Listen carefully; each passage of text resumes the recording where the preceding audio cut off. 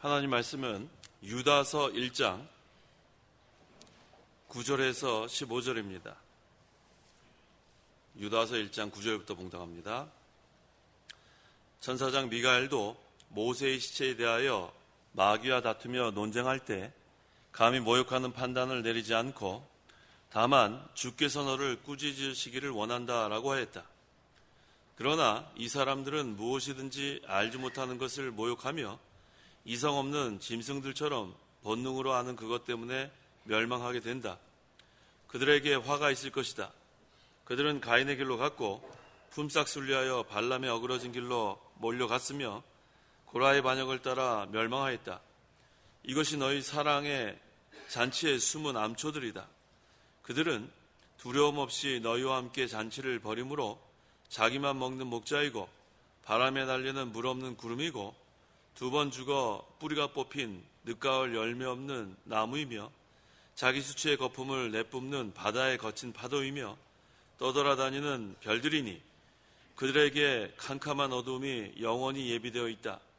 아담의 칠대손 에녹도 이들에 대해 예언하여 말하기를 보아라, 주께서 그 수만 명의 성도들과 함께 임하셨으니 이는 모든 이들을 심판하시고 그들이 경건하지 않게 행한 모든 불경건한 행위와 불경건한 죄인들이 주께 거슬러 말한 모든 사나운 말에 대하여 정죄하시려는 것이다 라고 하였다.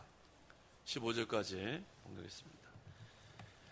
이 시간 증거의 말씀의 제목은 거짓 스승의 실상, 거짓 스승의 실상이란 제목으로 말씀 전하겠습니다. 9절 천사장 미가엘도 모세의 시체에 대하여 마귀와 다투며 논쟁할 때에 감히 모욕하는 판단을 내리지 않고 다만 주께서 너를 꾸짖으시기를 원한다라고 하였다. 천사장 미가엘이라고 했어요. 이 천사는 여러 종류가 있는데 천사장 미가엘은 택한 백성을 보호하는 임무를 띈 천사입니다. 천사장이면서 또 택한 백성을 보호하는 천사예요. 그래서 요한계시록 12장 7절에 마귀와 더불어 싸울 때 미가엘 천사가 나타났다고 했어요. 모세의 시체에 대하여 마귀와 다투며 논쟁할 때, 이스라엘 백성들이 모세의 시체를 우상화할까 봐 하나님께서 천사장 미가엘을 시켜서 모세의 시체를 치우게 했습니다.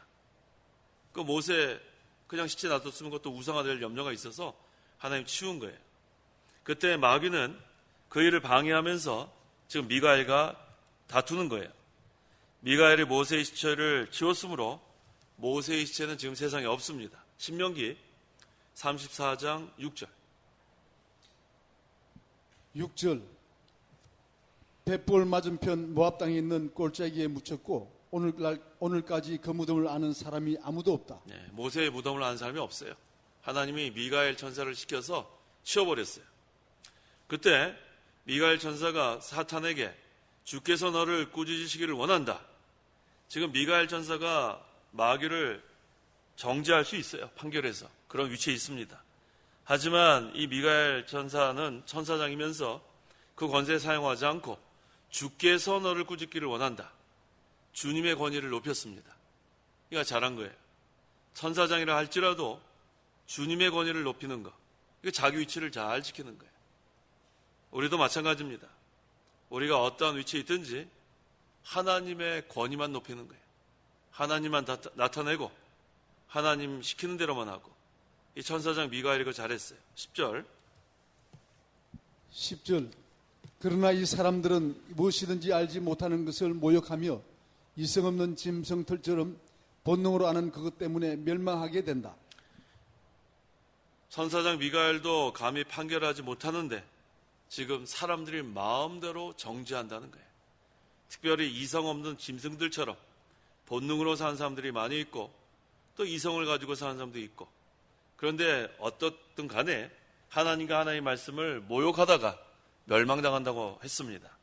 베드로후서 2장 12절에도 그러나 이들은 본래 잡혀 죽기 위하여 태어난 이성 없는 짐승 같아서 알지 못하는 것들을 모독하다가 그들의 멸망 가운데서 멸망을 당하게 될 것이니.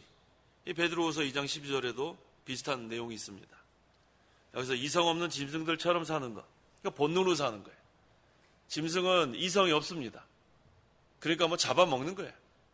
그러니까 잡아먹으려고 사는 사람도 있단 말이에요. 잡아먹으려고. 이성이 없는 짐승처럼. 그래서 본능으로 사는 사람이 있고 또 이성을 따라 사람도 있고 사람이 사는 게 다 같지 않아요. 이성 없는 짐승처럼 남의 거 빼앗으려고 하고 잡아먹으려고 하고 욕심대로 사는 그런 짐승 같은 사람도 있고 그래도 사람이니까 이성을 가지고 또 이렇게 여러 가지 판단하고 그렇게 사는 사람도 있고 그럼 성도는 어떻게 살아야 되는가? 성도는 영으로 살아야 돼요. 우리는 본능으로 사는 것도 아니고 이성으로 사는 것도 아니고 우리는 영으로 사는 거예요. 살리는 것은 영이라고 했죠. 육은 무익하다고 했습니다. 이게 전부 다 육에 속한 거예요. 본능도 육에 속한 거고 이성도 육에 속한 건데 우리 성도는 영으로 사는 거예요. 영적으로 하나님과 교통하고 영적인 생활을 하고 하늘나라의 것을 찾고 이게 바로 우리가 구별된 백성이라는 거예요. 본능으로 살아도 안 되고 이성으로만 살아도 안 되고 영으로 사는 성도. 그 다음에 특별히 우리는 아까 미가엘 천사장처럼 하나님의 권위만 높이고 이게 바로 우리가 사는 방법입니다. 그런데 거짓 선지자들, 거짓 스승들, 이단들은 그렇지 않아요. 하나님의 권위를 모욕합니다. 우리는 하나님의 권위를 높이는데 거짓 선지자들, 거짓 스승들, 이단들은 하나님의 권위를 모욕해요. 그것은 하나님을 모르기 때문에 그래요. 그 차이예요. 우리는 하나님을 알고 그들은 하나님을 모르기 때문에. 하나님을 아는 사람은 영적으로 하나님과 교통하는 생활을 합니다. 근데 하나님 모르니까 본능으로 살고 이성으로 살고 큰 차이가 있습니다. 11절 11절 그들에게 화가 있을 것이다. 그들은 가인의 길로 갔고 품삯을 위하여 발람의 어그러진 길로 몰려갔으며 고라의 반역을 따라 멸망하였다. 그런데 본능을 따라 행하며 또 이성을 따라 사는 자들, 또 이성 없는 짐승과 같은 생활을 하는 자들, 이런 사람들의 결과는 화가 있다고 했어요. 하지만 우리 성도는 복이 있습니다. 차이가 바로 여기 있는 거예요. 본능으로 살고 이성 없는 짐승같이, 그 다음에 이성으로 살고 하나님 모르니까 하나님의 권위를 모욕하던 그런 자들은 결과가 화가 있다고 그랬고, 늘 하나님과 영적으로 교통하고 하나님의 권위를 높이고 하나님을 잘 섬기는 성도는 복이 있습니다. 그러면서 여기 11절에 오늘 거짓 스승의 실상이라는 제목인데 3명의 거짓 스승 여기 등장하고 있어요. 한 사람은 가인이고 한 사람은 발람이고 한 사람은 고라입니다. 한 사람씩 한번 살펴보겠습니다. 먼저 가인의 길로 갔고라고 했는데 가인은 아담의 첫째 아들이에요. 농사꾼이에요. 그래서 농작물로 제사를 드렸는데 이 제사는 하나님이 받지 않았습니다. 왜냐하면 피가 없는 제사, 생명이 없는 거예요. 생명이 없다는 것은 죽은 제사라는 뜻입니다. 하나님이 받으시는 것은 생명 있는 제사, 영적인 제사인데 지금 이 가인은 의식적인 거예요. 생명이 없습니다. 죽은 제사. 그래서 하나님이 받지 않았어요. 그런데 자기 동생 아벨이 양의 피로 제사하는 것을 하나님께서 받으시는 걸 보고 시기했습니다.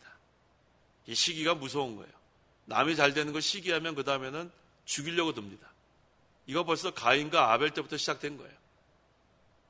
잘 이렇게 모든 게 되고 있으면 그걸 시기하는 거예요.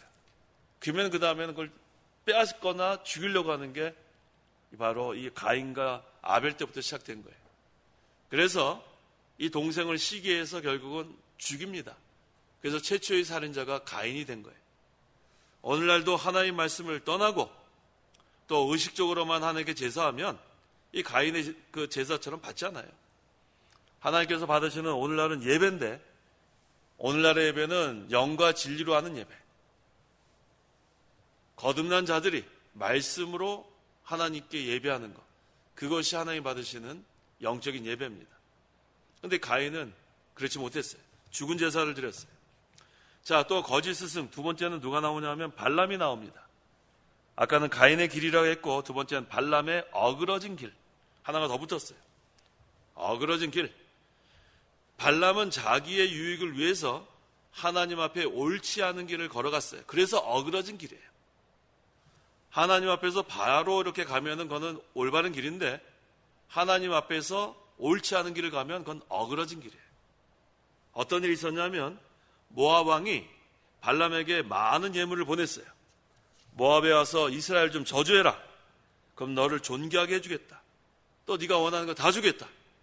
아마 웬만한 사람이면 아마 가서 저주 한번 해주고 많이 받아올지 몰라요. 그때 발람이 하나님께 기도했어요. 하나님 뭐라고 했죠? 처음에 뭐라 그랬어요? 가지 말라 그랬어요. 가지 말라고. 하나님 한번 가지 말라 그러면 어떻게 해야 돼요? 어떻게 해야 돼요? 가지 말아야죠.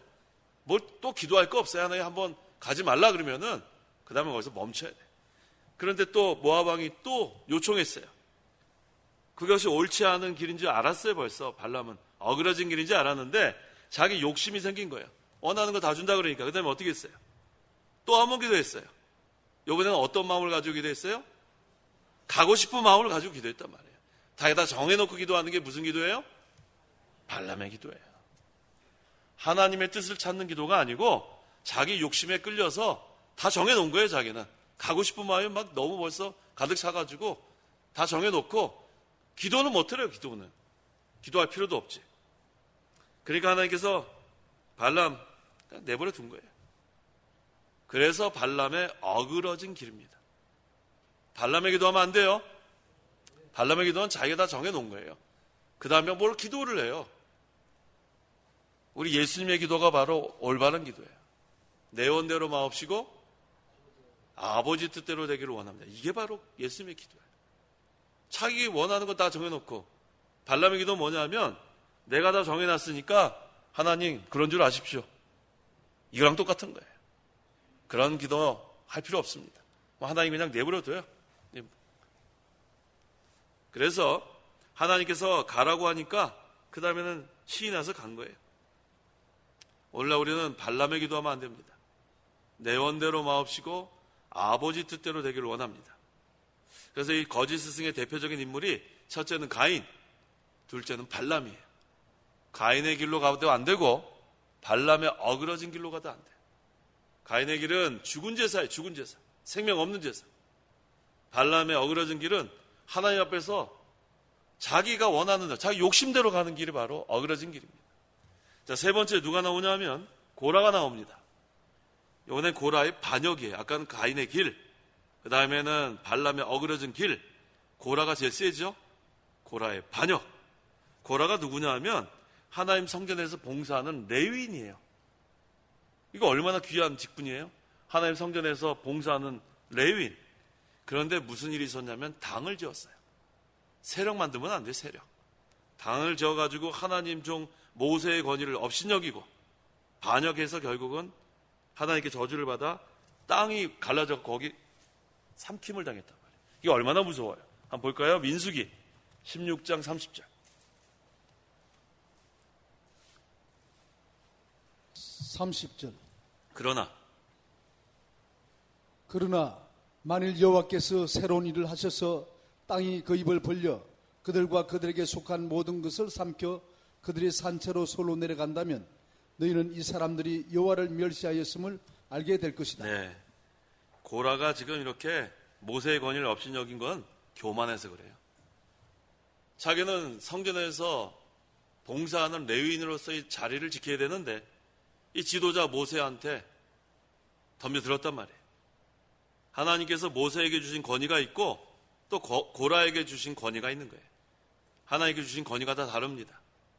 그 이유는 질서 때문에 그래요. 질서. 우리가 다 자기의 자리를 잘 지켜야 돼요. 월권하면 안 됩니다. 그럼 고라와 똑같은 거예요. 그래서 지금 이 모세에게 주신 직분과 고라에게 주신 직분이 다른데 모세에게 주신 권위에다가 지금 고라가 반역한 거예요. 하나님이 세우신 질서를 무시하고 덤벼들었다가 이와 같은 심판을 받은 겁니다. 12절. 12절. 이들은 끄리낌이 없이 함께 먹으며 자기 배만 채우는 너희 애찬의 암초이며 바람에 밀려다니는 비없는 구름이고 두 번 죽어 뿌리가 뽑힌 열매 없는 가을 나무이며. 자, 지금 대표적인 그 세 명의 거짓 스승 나왔죠? 세 명이 누구예요? 가인, 그 다음에 발람, 그 다음에 고라. 그 뒤에 것까지 기억해야 돼요. 가인의 길, 그 다음에 발람의 어그러진 길, 그 다음에 고라의 반역. 이게 얼마나 이게 잘못했어요. 그 다음에 그 결과, 실상 어떻게 되나 보세요. 12절에 뭐라고 했냐면 이들은 거리낌 없이 함께 먹으며 자기 배만 채우는 거래요. 자기 배만 채워. 이 욕심이란 말이에요. 욕심과 교만. 거짓 선지자, 거짓 스승은 전부 다 자기 배만 채우는 거예요. 이단들도 마찬가지고. 그 다음에는 애찬의 암초라 그랬어요. 이 애찬은 우리 초대교회 때 이렇게 같이 음식을 나누는 거 아니에요? 교제 나누는 거. 근데 여기에 지금 암초가 있대요. 이 암초가 뭡니까? 암초. 장로님, 암초가 뭐예요? 이게 배 타고 가다가 잘 안 보이는 게 암초 아닌가요? 그렇죠? 잘 안 보이죠? 예, 잘 안 보여요. 이게 아예 그냥 있다만 하면 그냥 피해서 가겠는데 이거 뭐 잘 안 보이는 거 암초. 그러니까 이거 가다가 파산할 유혹이 있단 말이에요. 몰래 숨어 있는 거예요. 똑같은 거 몰래 숨어 있는 거. 이 암초를 조심해야 돼요. 물속에 잠겨 보이지 않는 바위가 암초예요. 그것 때문에 부딪히면 배는 그냥 파산하고 마는 거예요. 거짓 선지자나 거짓 스승들은 암초와 같습니다. 이 애찬, 이렇게 좋은 교제에 몰래 들어와 가지고 사람들을 꼬이는 거예요. 속이는 거예요. 암초 같은 역할을 합니다. 서로 사랑의 교제를 하고 있는데 애찬인데 고개 몰래 들어와 가지고 이간질 붙이고, 그게 바로 애찬의 암초입니다. 뭘 조심해야 돼요? 암초를 조심해야 돼요. 물에 잠겨 있는데 보일 듯 말 듯한 그 바위 같은 거, 거기에 부딪히면 그 다음에 배는 파손하는 거예요. 거짓 선지자나 이단자들은 암초와 같이 주님의 몸된 교회에 몰래 들어와 가지고 성도들을 속이고 꼬이고 파손시키려고 하는 거예요. 근데 외부적으로는 잘 보이지가 않아요. 우리 예수님의 제자 12명 중에 누가 애찬의 암초 같은 사람이 있었어요? 가룟 유다. 가룟 유다 몰랐어요. 가룟 유다 재정 맡았죠. 재정. 돈깨를 맡았다 그랬잖아요. 열심히 일을 하니까 뭐 알 수가 있어요? 연복해 가지고 왔다 갔다 하니까 저 아주 뭐 열심히 있는 그런 제자구나. 근데 그게 바로 뭐였어요? 암초였단 말이에요. 그래서 우리는 옛날에는 잔악계나 불조심이었죠. 이번에는 단어를 바꿔야 되겠어요. 잔악계나 암초조심. 한번 해보세요. 잔악계나 암초조심하란 말. 겉으로는 그냥 잘 모르겠어요. 뭐 항상 웃고 다니는 거예요. 와가지고 막 사람들한테 이거 막 인사도 잘하고 뭐. 근데 그게 암초란 말이에요. 가르다 보면 드러나잖아요. 자기 앞에 와서 웃고 다닌다고 좋아하지 마요. 암초일지 몰라요. 암초. 잔악계나 뭐라고요? 암초 조심. 항상 조심하십시오. 자, 다음에 자기 배만 채운다고 했어요. 거짓 선지자, 거짓 스승, 이단자들은 자기 배만 채웁니다. 근데 참 목자는 어떻게 하는가? 양들을 위해서 목숨을 버린다고 했어요. 다음 한번 찾아보세요. 요한복음 10장 11절. 같이 한번 읽어보겠습니다. 우리 예수님은 어떤 분인가? 요한복음 10장 11절.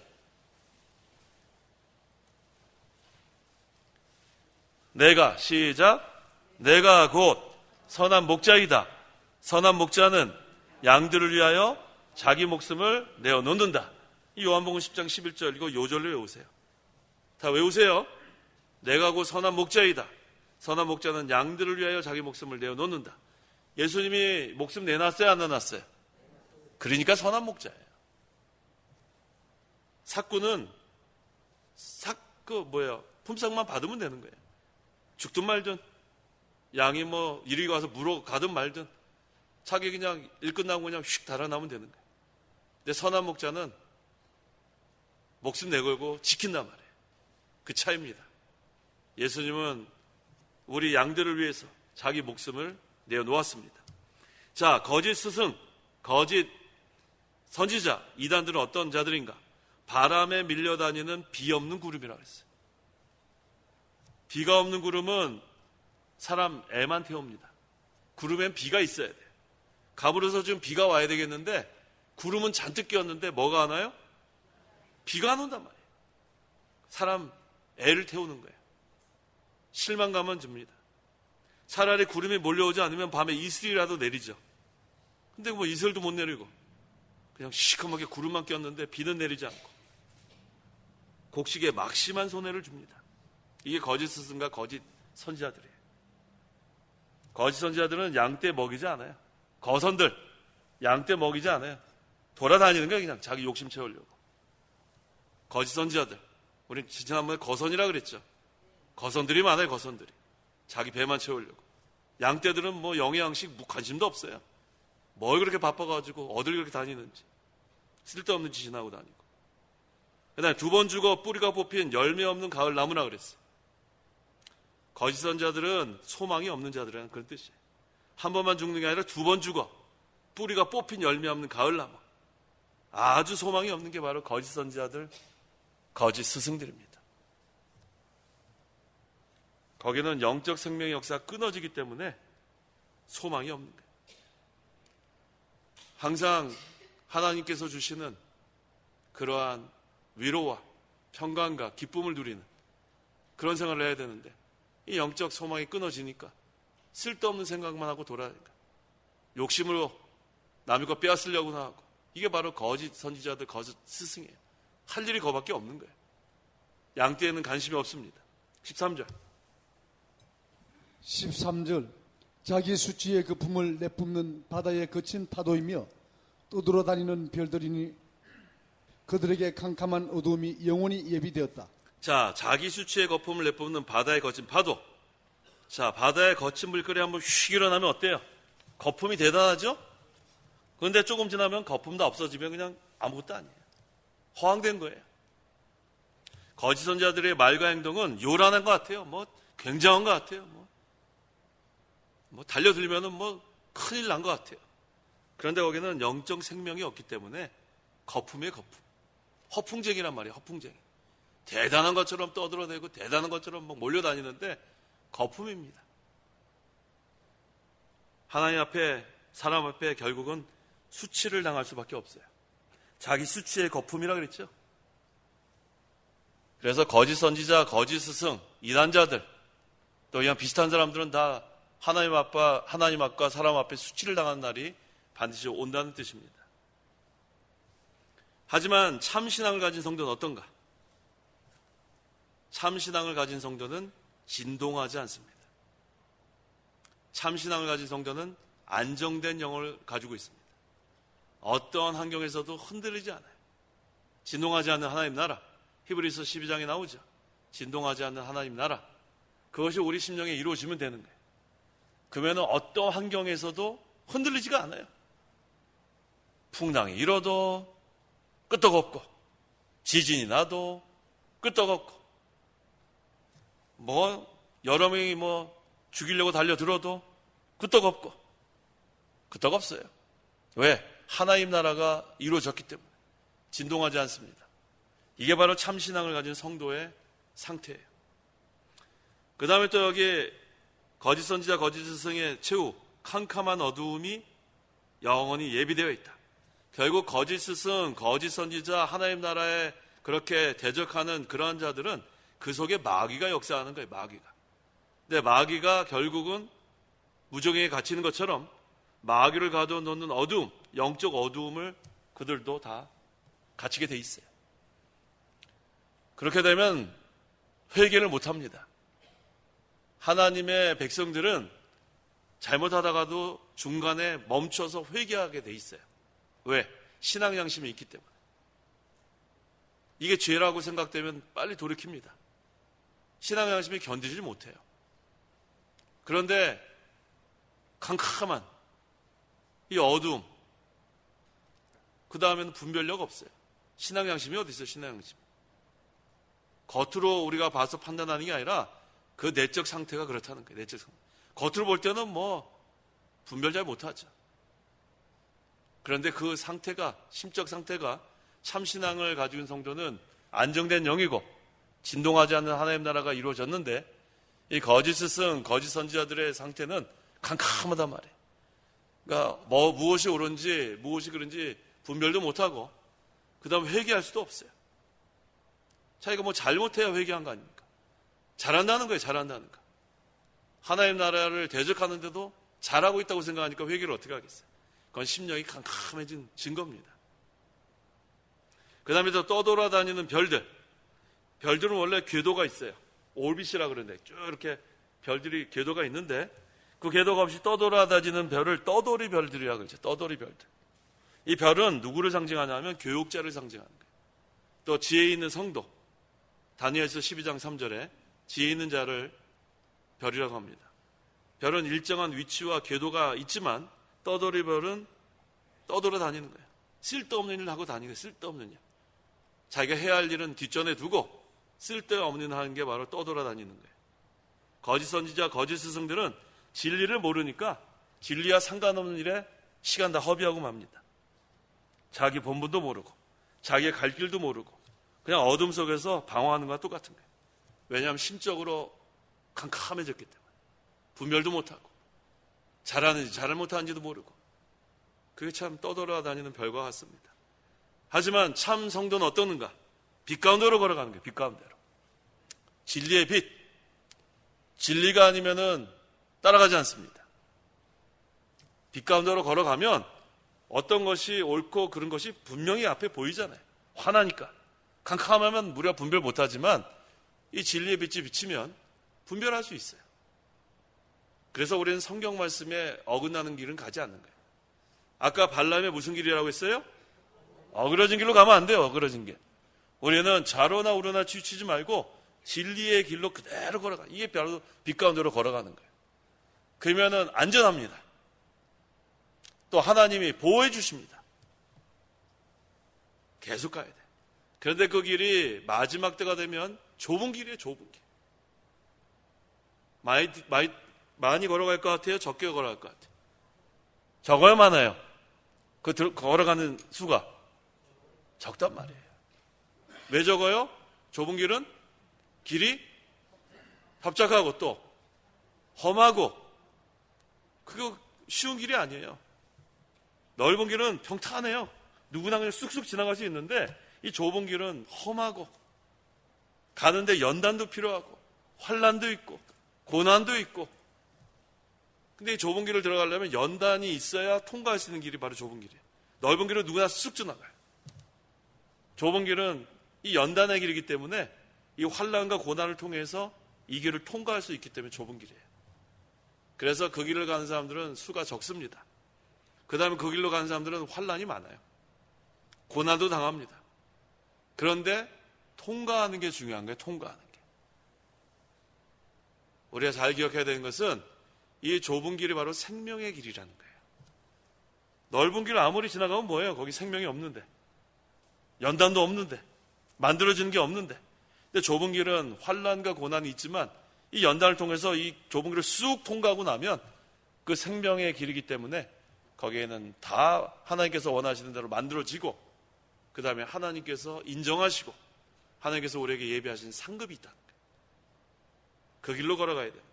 그게 바로 말씀대로 성경대로 걸어가는 길입니다. 14절 14절 아담의 7대 손 에녹도 이들에 대해 예언하여 말하기를 보아라 주께서 그 수만 명의 성도들과 함께 임하셨으니. 자, 에녹이 누구냐면 아담의 7대 손이에요. 에녹은 아담으로부터 622년 만에 아담의 7대 손으로 출생했어요.